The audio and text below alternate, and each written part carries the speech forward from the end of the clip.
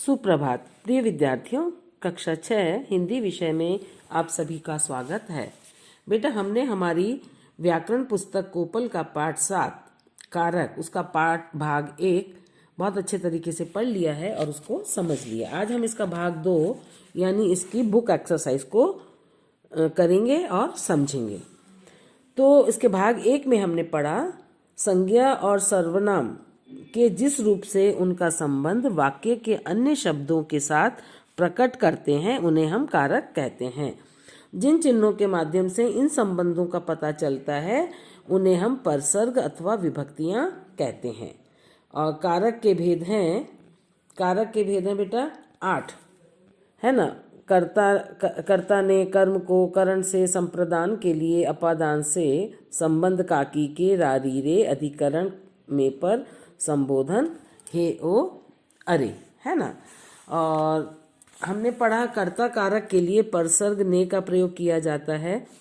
क्रिया सकर्मक व भूतकाल की हो तथा कार्य के पूर्ण होने का बोध हो तभी परसर्ग ने का प्रयोग होता है, वरना नहीं। कर्म कारक और संप्रदान कारक दोनों के लिए ही परसर्ग को का प्रयोग होता है, किंतु दोनों का प्रयोग अलग अलग रूप में होता है। करण कारक व अपादान कारक दोनों के लिए ही परसर्ग से का प्रयोग होता है, किंतु दोनों का प्रयोग अलग अलग रूप में होता है। संबंध कारक के लिए परसर्ग काकी के रारी रे का प्रयोग होता है। अधिकरण कारक के लिए परसर्ग में पर का प्रयोग होता है। संबोधन कारक के लिए परसर्ग हे ओ अरे का प्रयोग होता है। अब ये सारे नियमों के आधार पर कारक चिन्ह की पहचान की जा सकती है। अब देखिए बुक अब एक्सरसाइज है बेटा। पहला प्रश्न है कारक किसे कहते हैं।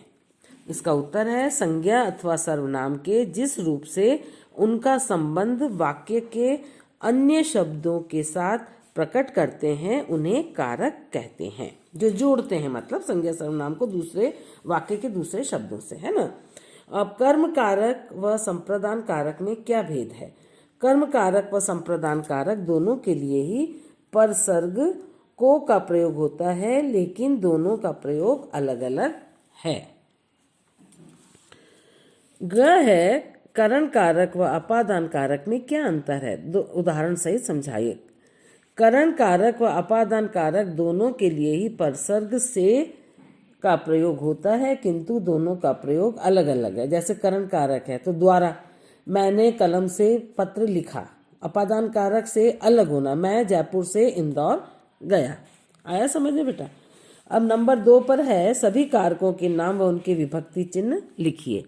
कर्ता ने कर्म को करण से के द्वारा संप्रदान को के लिए अपादान से अलग होना, संबंध काकी के रारी रे अधिकरण में पर संबोधन हे ओ अरे। अब तीसरा प्रश्न है निम्नलिखित वाक्यों में मोटे छपे शब्दों के कारक बताइए। राम ने रावण को मारा, कौन सा कारक है, कर्म कारक।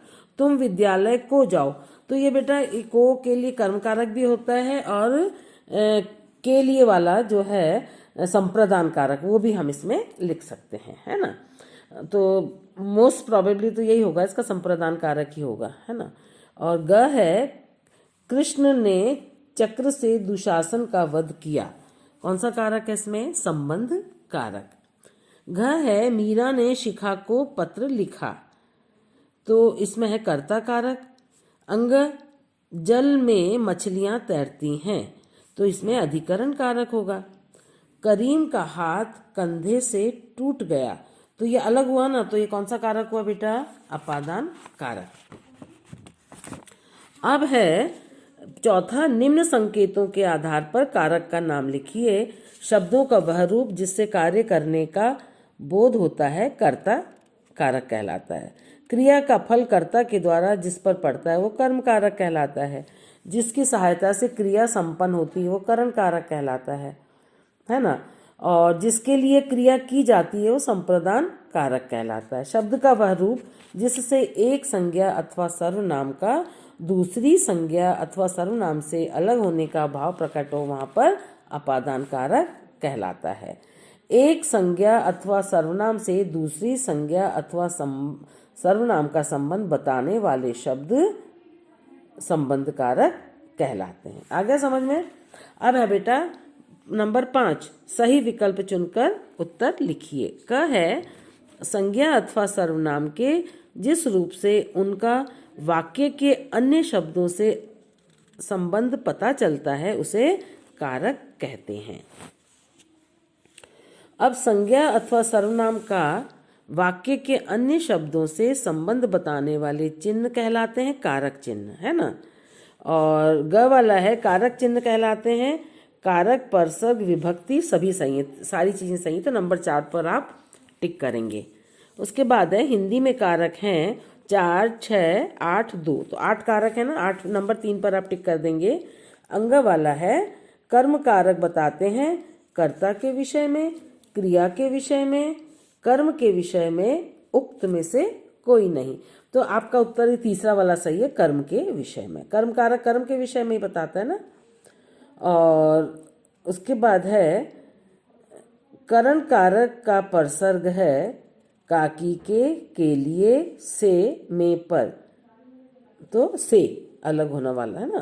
तो ये वाला नंबर 3 आपका, ये करण का तो आएगा के द्वारा, मतलब से, कलम से पत्र लिखता हूँ। तो ये नंबर 3 आपका सही है। नंबर 3 पर आप टिक कर लेंगे। और आज की कक्षा बेटा हमारी यहीं समाप्त होती है।